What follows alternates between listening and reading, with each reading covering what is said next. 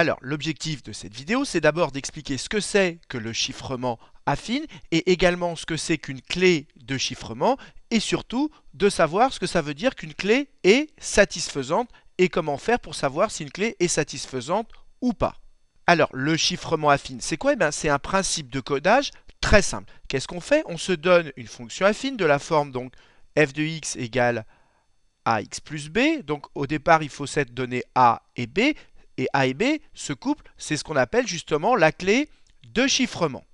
Et bien, une fois qu'on a notre fonction affine, on va tout simplement numéroter toutes les lettres en commençant par 0. Donc A correspond à 0, B correspond à 1, etc.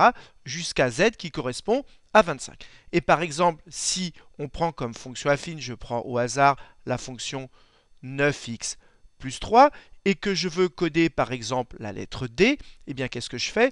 À D, j'associe son rang, c'est-à-dire son numéro 3, et ensuite je calcule f de 3. Donc je fais 9 fois 3 plus 3, donc 9 fois 3, 27, plus 3, ça fait 30.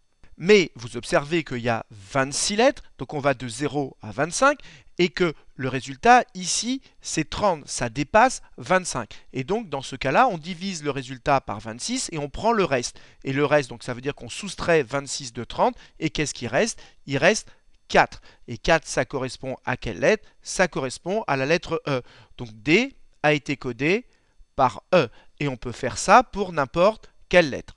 Donc voilà le principe du chiffrement affine. Donc maintenant, appuyez sur pause, cherchez bien cet exercice et seulement après avoir bien cherché, regardez la correction. Alors, corrigeons la première question de cet exercice. Donc ici, on nous donne un tableau avec le codage qui est déjà fait. Donc on a bien numéroté nos lettres de 0 jusqu'à 25. Et le codage est de telle sorte que A va être codé en 5, c'est-à-dire que A qui correspond à 0 va être codé en 5, donc par exemple va être codé en F. Donc ici, on a le tableau qui permet de faire le codage. Et on nous demande à quel chiffrement affine correspond ce tableau, c'est-à-dire qu'il faut trouver la fonction affine qui a permis de créer ce tableau, c'est-à-dire qu'en fait, il faut trouver A et B.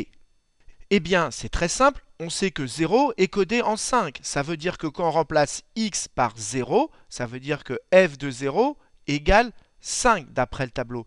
Or, f de 0, si on calcule f de 0, ça fait a fois 0 plus b, ça fait b. Donc ça veut dire que b égale 5. Et maintenant, on va le rédiger proprement. Et donc, je commence par écrire, j'appelle f la fonction affine qui a permis ce chiffrement affine, et donc j'écris soit f de x égale ax plus b. Il faut bien comprendre que moi, je cherche a et b. Et d'après le tableau, 0 a pour image 5, autrement dit, f de 0 égale 5. Mais si on calcule f de 0 avec la formule, ça fait f de 0, ici ça fait 0, ça fait b. Donc si f de 0 égale 5 et que f de 0 égale b, ça veut tout simplement dire que b égale 5. Donc déjà, on sait que b vaut 5. Et donc j'écris que f de x s'écrit ax plus 5. Et maintenant, reste à trouver la valeur de a. J'utilise l'image de 1. Je sais que f de 1, d'après le tableau, f de 1 c'est 12. Mais si je calcule f de 1 avec la formule, ça me fait f de 1 égale quoi? Je remplace x par 1, donc ça me fait a plus 5. Mais comme f de 1 égale 12, ça veut dire que a plus 5 égale 12. Donc combien vaut a? C'est le complément pour aller à 12. Donc ici, ça fait 7, puisque 7 plus 5 égale 12. Donc ça veut dire que a vaut 7. Et donc j'ai écrit ici exactement ce qu'on vient d'expliquer au brouillon. F de 1, c'est d'après le tableau, f de 1 c'est 12. F de 1, d'après la formule, ça fait a plus 5. Donc on en déduit que a plus 5 égale 12. Et donc que a égale 7. Et donc qu'on peut prendre comme fonction affine, on remplace a par 7 et b par 5, c'est-à-dire qu'on prend la fonction affine 7x plus 5. Et donc si on parle en termes de clé de chiffrement, le couple, on prend pour a, donc on vient de dire 7, et pour b 5. Donc ce tableau, on peut l'obtenir avec la clé 7, 5. C'est ce que j'ai écrit ici, et ça termine donc la première question. Alors, juste vérifions, même si ce n'est pas demandé qu'on ne s'est pas trompé sur un exemple. Prenons E. E correspond à quoi? E correspond à 4. Et si je calcule f de 4 avec ma fonction, f de 4, ça fait, je remplace là-dedans x par 4, donc ça fait 7 fois 4 plus 5. 7 fois 4, 28, ça fait donc 33. mais 33, ça dépasse 25, et on n'oublie pas que nous, on prend le reste dans la division par 26, donc on raisonne modulo 26. Donc j'enlève 26 à 33, et ça me fait 7. Et donc 7, ça correspond exactement à ce que j'ai ici. 4 est codé en 7. Donc on retrouve bien avec ce calcul ce qu'on a ici dans le tableau. Et si on refaisait ce calcul que j'ai fait ici pour 5, pour 6, etc., on retrouverait toutes les valeurs qui sont sur la deuxième ligne. Alors, corrigeons la deuxième question. Déjà, il faut comprendre qu'à la première question, on a utilisé pour obtenir ce tableau la clé 7,5. Mais on peut utiliser évidemment d'autres clés. Et donc, Rose propose d'utiliser une autre clé pour coder un message. Elle propose d'utiliser la clé 4,7. Ça veut dire 4 pour A et 7 pour B. Alors, évidemment, le tableau qu'on a utilisé ici, il est lié à la clé 7,5. Maintenant qu'on utilise une nouvelle clé 7,4, évidemment, on ne peut plus utiliser ce tableau. Et la question qu'on vous pose, c'est est-ce que cette clé est satisfaisante? Donc déjà, il faut comprendre ce que ça veut dire satisfaisante. Eh bien, pour comprendre ce que veut dire satisfaisante, il faut se mettre dans la situation. Qu'est-ce qui pourrait se passer avec un codage? Quel problème pourrait-il se passer? Essayez de réfléchir et appuyer sur pause. Eh bien, le problème, c'est que deux lettres distinctes, eh bien, soient codées sur la même lettre. Eh bien, si deux lettres distinctes sont codées sur la même lettre, eh bien, ça pose un problème. Donc, c'est ça la question qu'en fait, on vous pose. Donc, il va falloir savoir si cette clé, par hasard, ne coderait pas deux lettres différentes avec la même lettre.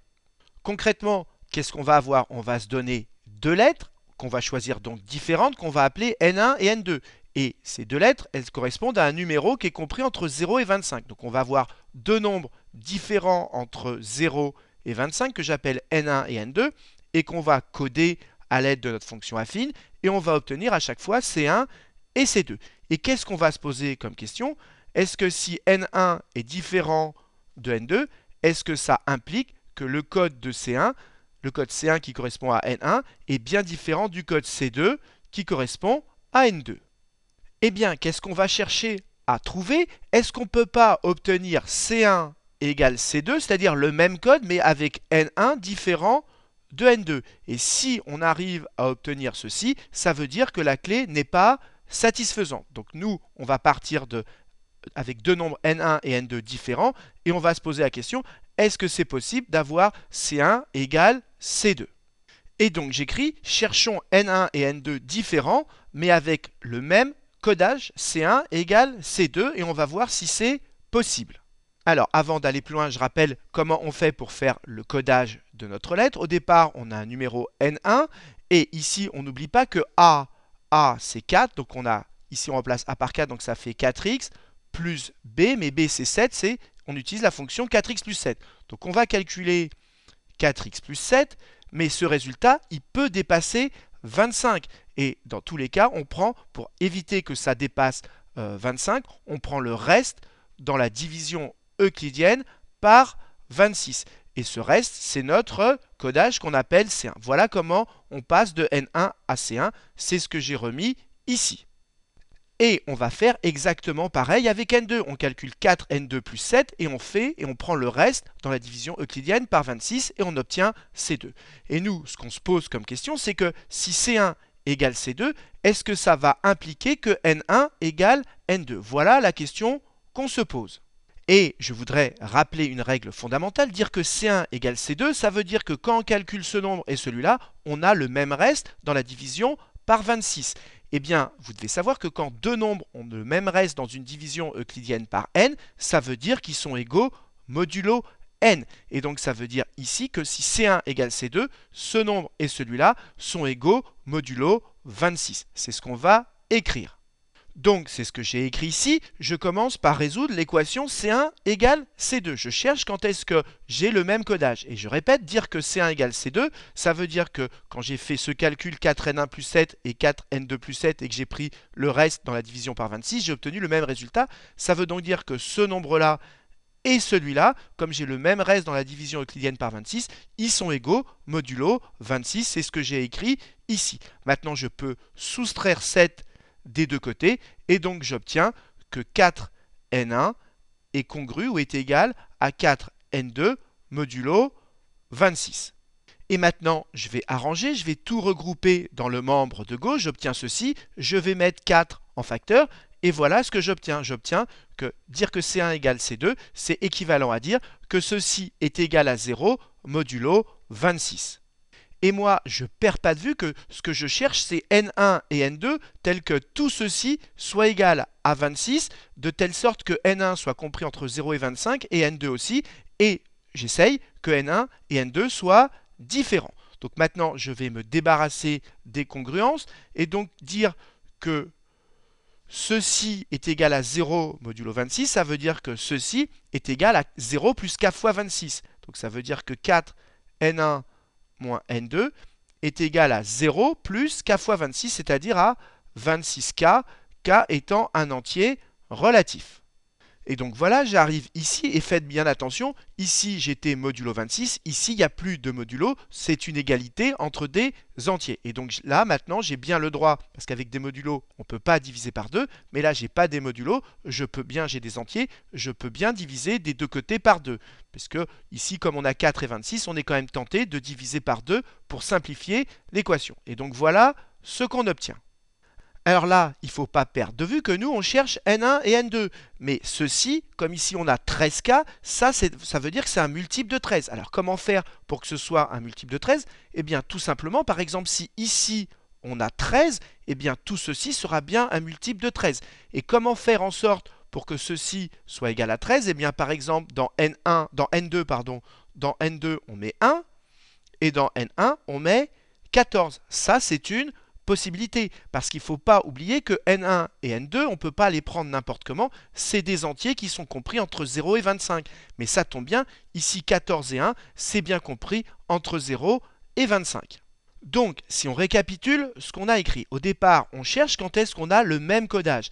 Dire qu'on a le même codage, ça veut dire qu'on a ceci. 2 fois N1 moins N2 égale 13K. Ça veut dire que ceci est un multiple de 13. Eh bien, essayons tout simplement que ça fasse 13, ça sera donc un multiple de 13, eh bien je prends N1 égale 14 et N2 égale 1. Et regardez, on va essayer, si on prend la lettre numéro 14 et si on prend la lettre 1, on va regarder si on obtient bien le même codage. Alors prenons la lettre numéro 14 et on va la coder. Attention, on utilise cette fonction affine, donc on va faire 4 fois 14 plus 7. Alors, comme moi je calcule modulo 26, regardez, plutôt que de faire 4 fois 14, je fais 2 fois 2 fois 14 plus 7. 2 fois 14, ça fait 28. Mais comme je travaille modulo 26, si j'enlève 26, ça ne change rien. Donc ici, j'enlève 26, il reste 2. Donc finalement, ça fait 2 fois 2, 4, plus 7, ça fait 11. Donc ici, c'est égal à 11 modulo 26. Et comme 11, c'est bien un nombre entier compris entre 0 et 25, ici j'ai bien le reste dans la division euclidienne par 26. Donc ici 14, ici si vous faites le calcul et que vous divisez par 26, vous trouverez 11. Donc cette lettre numéro 14, elle est codée par la lettre numéro 11. Et donc si maintenant on fait le codage de la deuxième lettre qui est la lettre numéro 1, eh bien on applique toujours la même fonction affine et on remplace x par 1. Donc ça fait 4 fois 1 plus 7, là c'est facile à calculer, ça fait 11. Et le reste, si on divise 11 par 26, eh bien il y va 0 fois, il reste 11. Donc ici, le codage, c'est à nouveau 11. Ça veut dire tout simplement que ces deux lettres qui sont bien différentes, la lettre 14, la lettre numéro 14, c'est la lettre qui correspond au O, et la lettre numéro 1, c'est la lettre qui correspond au B. Donc B et O, eh bien, sont codés par la même lettre, la lettre numéro 11. Et la lettre numéro 11, c'est le L. Donc ça veut dire que O est codé en L et B également. Et bien donc ça pose un problème. Si vous faites un codage, deux lettres différentes doivent avoir un codage différent. Donc ça veut dire tout simplement que cette clé n'est pas satisfaisante, ce qui termine cet exercice. Et donc j'écris sur ma copie que les lettres qui correspondent à 1 et 14, c'est-à-dire O et B, eh bien sont toutes les deux codées en 11, c'est-à-dire la lettre L. Et donc la clé 4,7 n'est pas satisfaisante. Alors, si vous avez eu du mal à faire cette deuxième question, c'est tout à fait normal, elle n'est pas facile, mais je vous conseille très fortement de refaire cette question seul, sans regarder la correction, pour être sûr de la maîtriser parfaitement. Et dans la prochaine vidéo, eh bien justement, on prendra une autre clé et on démontrera cette fois-ci que la clé est satisfaisante. Là encore, ce sera une question difficile. Et comme d'habitude, si vous avez apprécié cette vidéo, n'hésitez pas à la partager et à la liker.